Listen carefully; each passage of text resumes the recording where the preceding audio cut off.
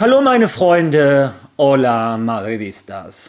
Das zweite große Auswärtsspiel in dieser Saison, die zweite riesige Enttäuschung, die zweite riesige Blamage. Wir sind am Nasenring durch die Manege gezogen worden. Wir sind vorgeführt worden. Und das Schlimmste an allem, du musst dir danach anhören, es hat an Intensität gefehlt. Es hat an der Einstellung gefehlt. Du spielst also für Real Madrid, eine Fußballmannschaft, für die Hunderte von Millionen Menschen auf dieser Welt alles geben würden, was sie besitzen, um eine Minute in diesem Trikot auf dem Platz spielen zu dürfen. Du spielst in Liverpool, in Anfield, einem Fußballtempel. Die Stimmung da drin, die zwingt dich quasi, Bock auf Fußball zu haben. Und du sagst mir, es hat an Intensität gefehlt. Nein, mein Freund. Woran es dir fehlt, ist an Respekt vor dem Wappen, an Respekt vor den Madridistas weltweit. Ich habe in meiner Community Menschen, die sich das Spiel anschauen bis 11 Uhr nachts, um dann um 5 Uhr morgens aufzustehen, um zur Frühschicht zu gehen. Ich habe in meiner Community, die bei Wind und Wetter und Kälte und nassem Regen draußen auf dem Bau arbeiten müssen. Ich habe Leute in meiner Community, die Nacht für Nacht in die Nachtschicht müssen, in den Fabriken dieser Welt. Und du erzählst mir was von Einstellung und Intensität. Weißt du, wem es nicht an Einstellung gefehlt hat? Den Spielern von Liverpool. Die haben gestern absolut verdient mit 1:0 gewonnen. Und das, weil wir mit Thibaut Courtois den mit Abstand besten Torwart der Welt haben. Viel Spaß beim Video.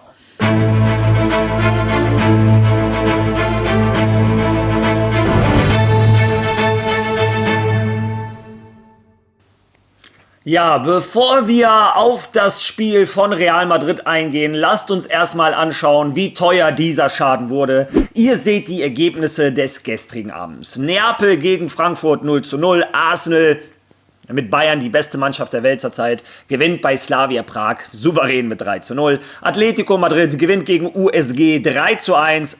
Der Monaco gewinnt bei Glimt 1:0. Juventus trennt sich von Sporting 1:1. Liverpool gegen Real Madrid 1:0. Über das Spiel unterhalten wir uns im Anschluss. Olympiakos gegen PSV 1:1. Die Bayern gewinnen auswärts bei Paris mit 2:1. Ja, die untermauern ihre Topform, die zurzeit haben. Und zu guter Letzt Tottenham schlägt Kopenhagen mit 4:0. In der Tabelle bedeutet das, Real Madrid fällt mit 9 Punkten aus 4 Spielen auf dem 5. Tabellenplatz. Allerdings bleibt noch zu sagen, heute fehlt die zweite Hälfte des Spieltags. Also Real Madrid könnte noch weiter in der Tabelle fallen. Ja, das ist also die Ist-Situation nach der Blamage von gestern. Liverpool 1, Real Madrid 0. Das Beste für uns war noch das Ergebnis. Abgesehen davon, dass ein Madridista-Pärchen gestern einen Hochzeitsantrag in Anfield gemacht hat. Die Frau hat ja gesagt. Naja, die Frau hat ein Trikot von Hazard. Mal schauen, wie lange das gut geht. Abgesehen davon, das war das letzte Mal mehr oder weniger, als ich noch ein Lächeln im Gesicht hatte. Denn spätestens mit dem Anstoß ist mir das Lächeln vergangen. Naja, schauen wir uns aber zunächst einmal die Protagonisten aus, die Xabi Alonso für dieses Spiel gewählt hat. Ich habe euch gestern gesagt, es wird erwartet, dass er mit der gleichen Aufstellung wie im Clasico spielt. Und genau das hat er getan. Thibaut Courtois im Tor, Fede Valverde und Carreras über die Außen, in der Mitte Militao und Hausen, im Mittelfeld Tchouaméni, Camavinga, davor Bellingham und Arda Güler und vorne drin mehr oder weniger Vini Junior und Kylian Mbappé. Ja, ich bin ganz ehrlich, das Einzige, was ein Xabi Alonso gestern richtig gemacht hat, meiner Meinung nach, war diese Aufstellung. Denn genau die Aufstellung, mehr oder weniger, hätte ich wahrscheinlich auch gewählt. Habt ihr gestern in dem Video gesehen. Ja. Und dann ist das passiert, was passieren musste. Die erste Viertelstunde Da mache ich Real Madrid noch gar nicht so sehr einen Vorwurf. Die erste Viertelstunde gehörte Liverpool. In Anfield ist das allerdings absolut normal. Die gehen immer volle Pulle drauf. Da kannst du die 11 besten Fußballer der Welt haben und trotzdem wird Liverpool sehr wahrscheinlich die ersten 10, 15 Minuten gehören. Das ist halt Anfield, das ist die Magie in einer Champions League Nacht. Liverpool hatte die erste Viertelstunde komplett im Griff. Riesen Torchancen haben die sich dabei allerdings noch nicht rausgespielt. Ja, und dann kam die einzige Viertelstunde, die Real Madrid vernünftig Fußball gespielt hat. Wo wir es geschafft haben, uns von hinten nach vorne zu kombinieren und den Ball in der gegnerischen Hälfte von links nach rechts zu verteilen. Haben wir dabei eine große Torchance kreiert? Nein. Allgemein muss man sagen, Real Madrid geht von diesem Platz, von diesem Spiel und hat einen Expected Goal Wert nach 90 Minuten von 0,45. Das ist weniger als am Wochenende Valencia im Santiago Bernabéu.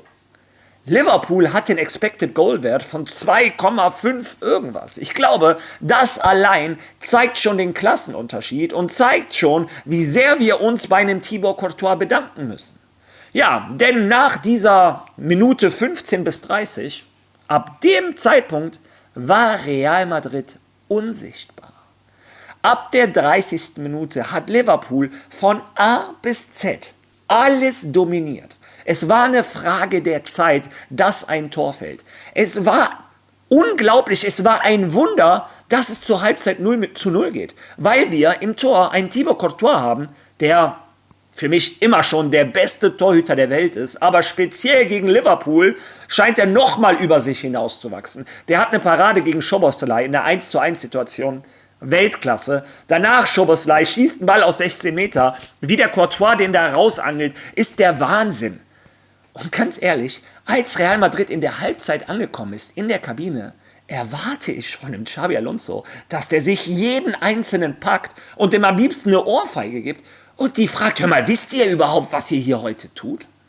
Wir können uns bei Gott, wem auch immer und Thibaut Courtois bedanken, dass es mit 0:0 in die Halbzeit geht. Jeder Madridista hat gestern eine Reaktion in der zweiten Halbzeit erwartet. Ja, denkst du? Real Madrid kommt aus der Halbzeit und Liverpool wurde noch stärker. Freistoß, Ecke, jede Ecke musste Thibaut Courtois eine Glanzparade machen.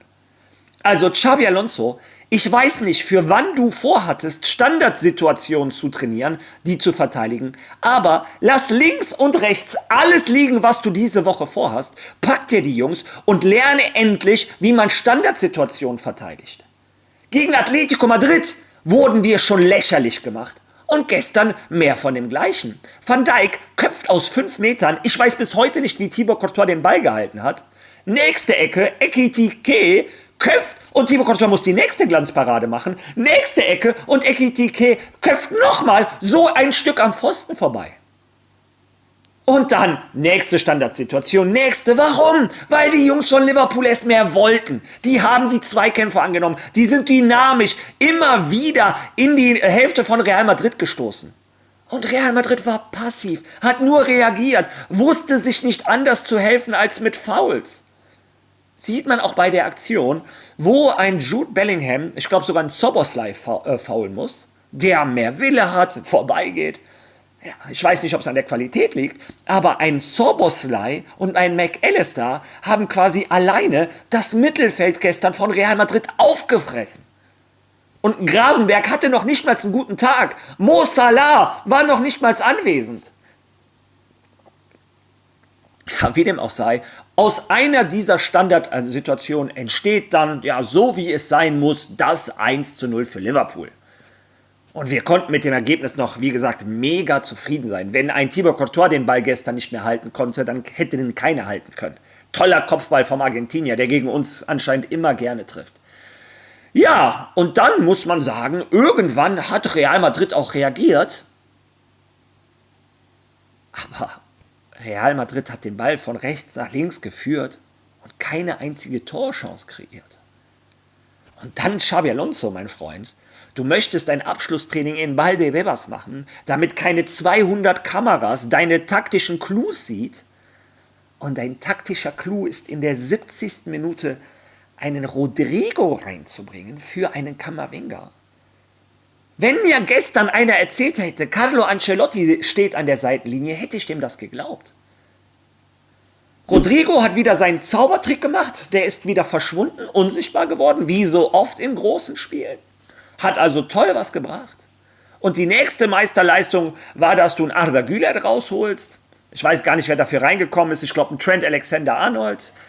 Der Arme musste sich gestern noch die Pfiffe abholen in Anfield. Ja, wen du nicht angerührt hast, ist ein Vini Junior, der gestern mit Bradley kein Vorbeikommen hatte. Den hast du nicht angerührt. Wen du nicht angerührt hast, ist ein Kylian Mbappé, der gestern nichts gemacht hat. Außer einmal einen Schuss aus 16 Metern fast übers Stadiondach zu schießen. Und auf der Bank hast du einen Gonzalo, hast du einen Endrick, auf der Bank hast du einen Dani Ceballos, der helfen kann, den Ball von hinten nach vorne zu transportieren. Und du machst nichts. Dein dritter Wechsel ist Brahim in der 90. Minute. Für einen Fede Valverde, okay, der war angeschlagen. Aber dafür dein geheimes Training in Valdebebas. Jede Einwechslung hat die Mannschaft schwächer gemacht. Und das ist schon schwer, weil die Mannschaft war schon sehr, sehr schwach. Aber meine Frage ist, du liegst auswärts zurück. Du musst ein Tor machen. Mbappé und Vini machen in der zweiten Halbzeit sowas von gar nichts. Auch ein Bellingham. Und ein Gonzalo und ein Endrick sitzen auf der Bank und können wahrscheinlich 4 gewinnend oder Mikado spielen oder was. Wozu hast du die mitgenommen, wenn du die nicht mal reinbringst, wenn wir zurückliegen und die Stürmer beide einen schrabenschwarzen Tag erwischen? Wozu sind die überhaupt im Kader? Dann lass die direkt in Madrid, wenn du eh nicht vorhast, die einzuwechseln, egal was passiert. Ja, wie gesagt, Real Madrid hat ein riesiges Problem, 2 oder 3 riesige Probleme, die uns gestern aufgezeigt wurden. Einmal Standardsituation, sowohl nach vorne als nach hinten. Das ist nicht Erstligareif, erst recht nicht Champions League reif. Dann hat Real Madrid ein riesiges fußballerisches Problem. Wir schaffen es nicht, wenn Mannschaften uns koordiniert pressen, schaffen wir es nicht, uns spielerisch den Ball von hinten nach vorne zu lösen. Und das dritte große Problem ist unser Pressing-Moment. Real Madrid hat vielleicht 5 Minuten, irgendwann 10 Minuten versucht, vorne Pressing zu spielen.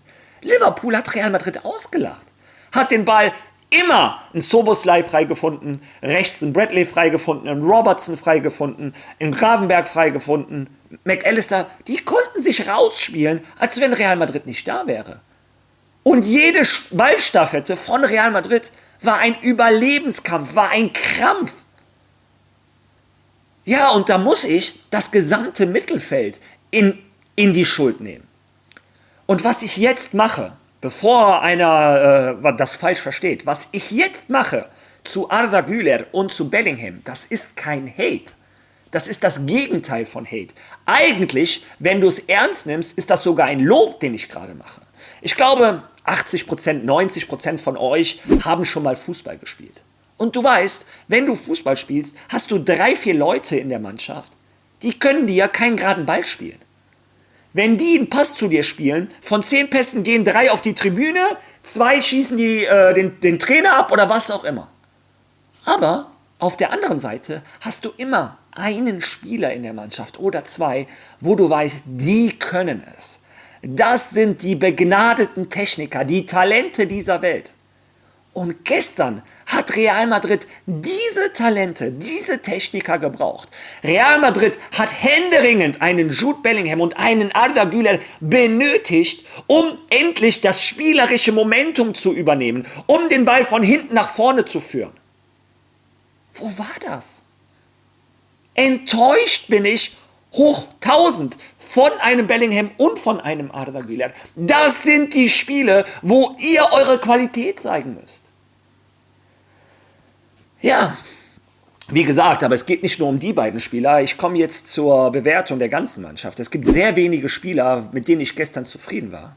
Aber im Großen und Ganzen wurde Real Madrid auf den Boden der Tatsachen zurückgeholt. Ich selber auch. Ich war viel zu sehr gehypt nach dem Spiel gegen Valencia und Barcelona.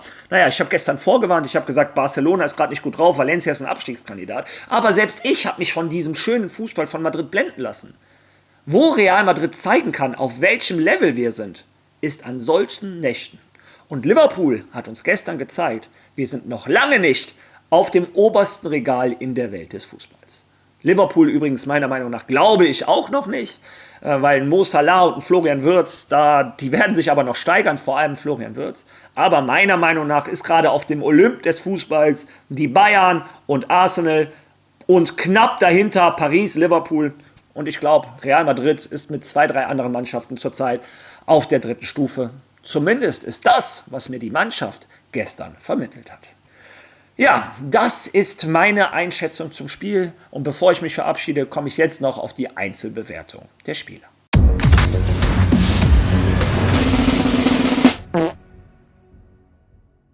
Ja, und jetzt mache ich es ganz kurz. Ich nehme nur 2 oder 3 Spieler raus, die mir gestern gefallen hat. Über allen steht mit großem Abstand ein Thibaut Courtois, der uns von einer historischen Blamage gerettet hat, mit unglaublichen Paraden. Ohne Thibaut Courtois verlieren wir das Spiel gestern 4 oder 5-0.